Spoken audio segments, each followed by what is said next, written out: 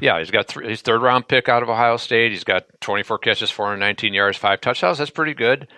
But other than that, not much going on in the passing game there. And Vernon Davis is over the hill at tight end, and the running game with Adrian, you got to say the same thing. He's about over the hill. So not a lot of support for Case Keenum in that offense, and it's reflected. They're ranked 29th in the league offensively, 31st passing, 24th rushing, 25% third down conversions, which is second worst in the league. Keenum's and the other quarterbacks have been sacked 18 times, and it's just kind of a mess there. And of course, they drafted Dwayne Haskins, and he showed early on he's not ready to play. His one extended appearance threw 3 interceptions and completed 53% of his passes. So I think if Keenum struggles, then could be a chance that Haskins will get in the ball game, but it's just going to be difficult for the Redskins, I think, offensively to move the ball on a Viking defense that is smarting after getting taken apart really by Matthew Stafford and the Lions, especially their passing game. The running game kind of disappeared after Kerryon Johnson went out. And so I'm sure the defense will definitely be playing hard this week and trying to prove to their coaches that they're better than what they showed against Detroit. And they need a good performance leading into the next 2 weeks against some dynamic offenses in Kansas City and Dallas. So I expect the Vikings defense to really control this game. I think the offense will do enough against a Redskins defense that's not terrible. They've got some players on defense, and they've got some talent out there. As I mentioned, Jonathan Allen was a first-round pick, and he's a good player, and 3 sacks. And Brian Kerrigan has been an effective pass rusher, linebacker, and Landon Collins, their big free agent signing, 59 tackles this year. So they've got some guys. Josh Norman has been nicked a little bit, and of course he'll talk a big game out there and try to irritate Diggs or Thielen if he plays. We'll see about that. Let's thank B-52 Burgers and Brew. I know we're going to get to our picks. I also want to talk about the Bears, who their demise might be a really crucial factor in this Vikings season. But again, B-52 Burgers and Brew, locations in Inver Grove Heights and in Lakeville. Yeah, I love B-52 Burgers and Brew. Our friends out there, Brandon, Mike, Scott, great people, and the B-52 Burgers and Brew restaurants in Inver Grove Heights and Lakeville. They're fantastic. Encourage everyone to head out there. The Inver Grove Heights location, just 5 minutes from the Vikings headquarters, and that's our home of Monday Night Purple, live on News Talk 830 on WCCO. As I mentioned, C.J. Ham was our guest last Monday, and he did a great job, and also had Chris Boyd, the young 7th-round corner out of Texas, good young guy and future player. And Eric Kendricks will be our guest next Monday at B-52 Burgers and Brew in Inver Grove Heights. He is having a great year. Having a great year. It'll be 6 to 7 o'clock next Monday, and we'll talk about the Redskins game, talk about the midpoint in the season, and preview Kansas City coming up, hit NFL Hot Topics. B-52, a terrific menu, 25 varieties of burgers and great entrees and appetizers.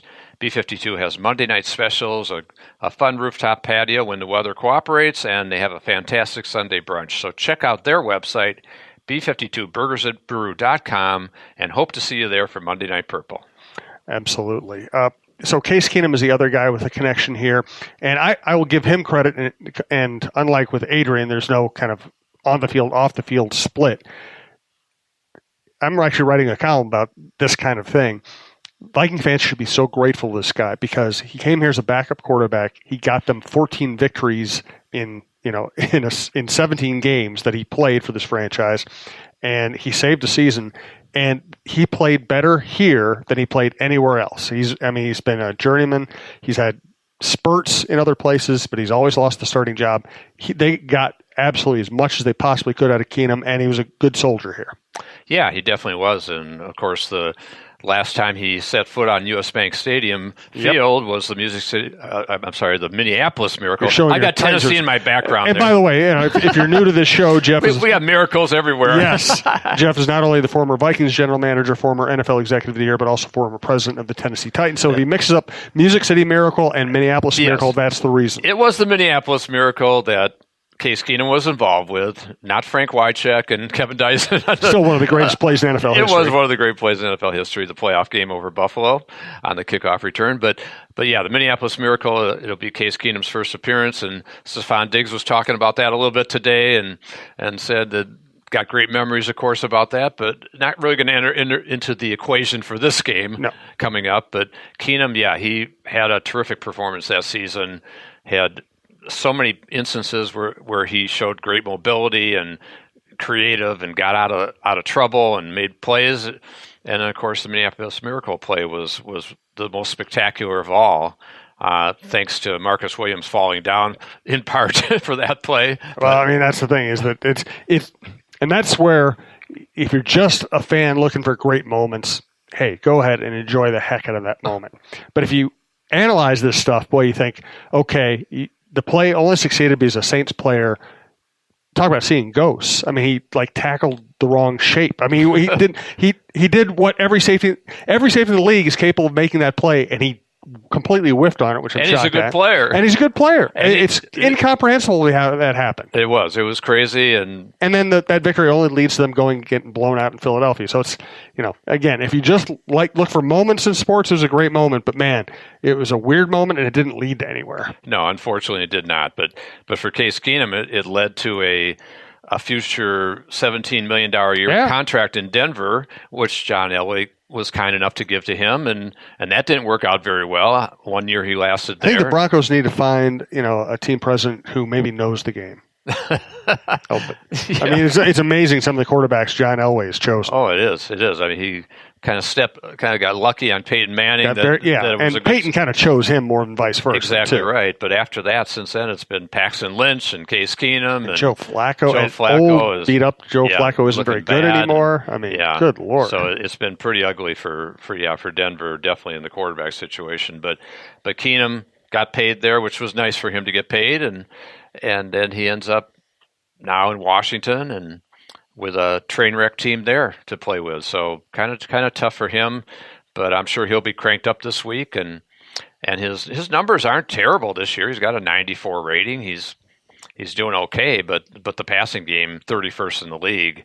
And that tells what you need to last know. Sunday, the Redskins got shut out by San Francisco. Yeah. Now it was a quagmire field they played on in a rainstorm, but get shut out, not good. Even if San Francisco is unbeaten. Let's do two more segments. I want to talk about the Bears, and then I want us to do our picks. We have been talking about how difficult this division is for a while now. The Packers are, a lot of people's power rankings, not that those really matter, but they give you some indication of how these teams are viewed. A lot of these power rankings, the Vikings and the Packers are ranked like 4 or 5 or 5, 6.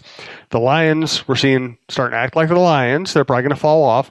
The Bears, though, this looked like it was going to be a powerhouse 3-team race, and all of a sudden the Bears look like they can't function on offense. And even their great defense that completely shut down the Vikings 4 weeks ago, Teddy Bridgewater sometimes on Sunday dropped back and looked around and read a book before even picking out a receiver. Something's going wrong in Chicago. Yeah, definitely true. And it starts with the offense and Mitchell Trubisky, who came back from the injury, and maybe the expectations were too high after he'd missed several weeks. And he is still wearing a shoulder harness, so maybe it's just a bad spot. I heard Tim Hasselbeck say something. He said, listen, I'm not going to beat up on Trubisky. He played with the shoulder harness. That's hard to do as a quarterback. He said his concern is you look at Trubisky's face, and he's getting booed in Chicago, and he said that is a really hard thing for a young quarterback to get over. Yeah, definitely. And he just looks like he's lacking confidence, and so I'm not going to write him off because we've seen him play pretty well the last year, especially in the 2 wins over the Vikings, maybe as good as he's played, and he got the Bears to the playoffs. They were 12-4. So I said it kind of reminds me of where Kirk Cousins was 3 weeks ago, and that's kind of where Trubisky is right now. And he needs a big performance this week, and we'll see if he can get it against the Chargers, who are reeling. And so that remains to be seen. But I think that the Bears' defense is really kind of strange. And Akeem Hicks is on injured reserve. He's a key guy for them. But even without Hicks, they dominated the Vikings in Chicago 3 weeks ago and played great defensively.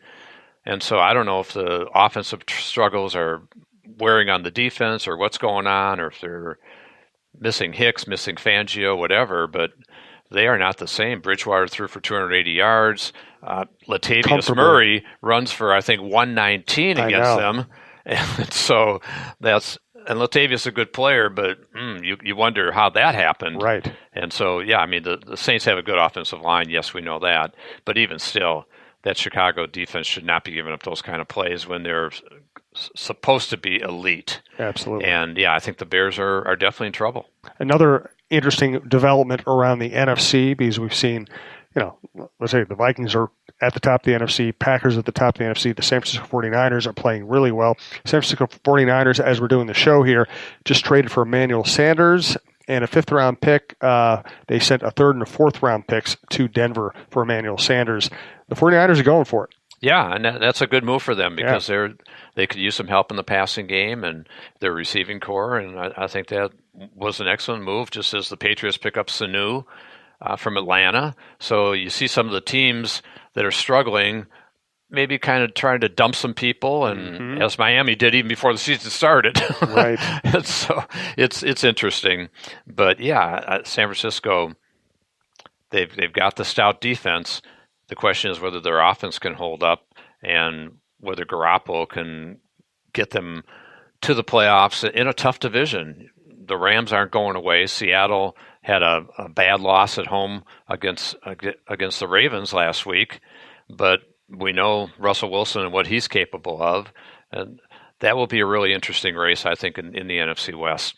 Absolutely. Let's do our picks. I think we both picked them and beat Detroit last week. Yes, so I think we did. We're both on a pretty good roll here. Give me your thoughts on this game against Washington. Well, I think that the defense can really dominate in this particular game, and I think that they'll be feeling the heat from Coach Zimmer and the defensive staff to respond and play better than they did last week, particularly. Now, Matthew Stafford's no slouch, we know that, but Keenum's not in his class as a quarterback, and neither, I think, is their entire offense. So I think the Vikings defense can carry the day. I think the offense will do enough. I think that Dalvin Cook can have some success running the ball.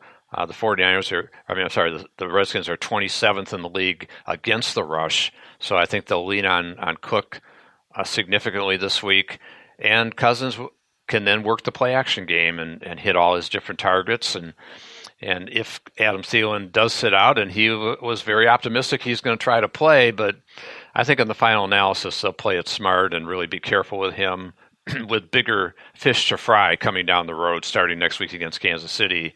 So I'll be surprised if Thielen is out there.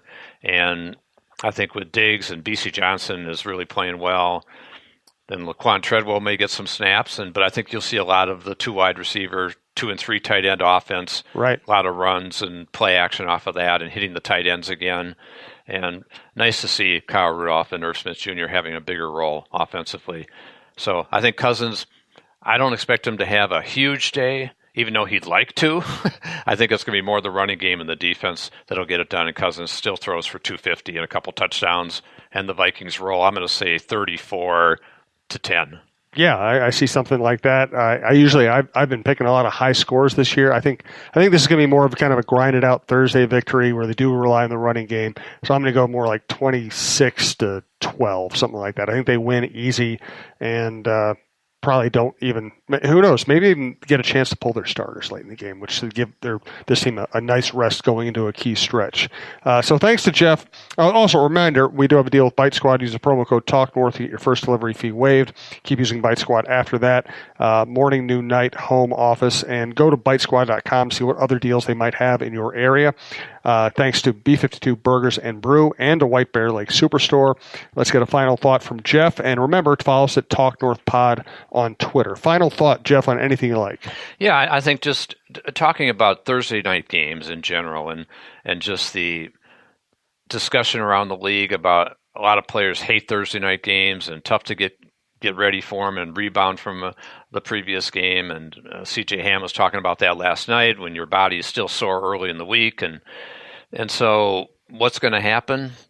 I think still, Jim, money talks. And if the players wanted to give up Thursday night games, well, that's a big number that Fox is paying, or NFL Network's paying for these Thursday night games, and I don't know if the players want to give up 5% of the salary cap in order to get rid of Thursday night games. So I think they're here to stay, and a team does it once a year. The advantage is you get the mini bye after that game. So I always liked Thursday night games as a team exec to get a weekend off, but I didn't have to play the game. Yeah. So I think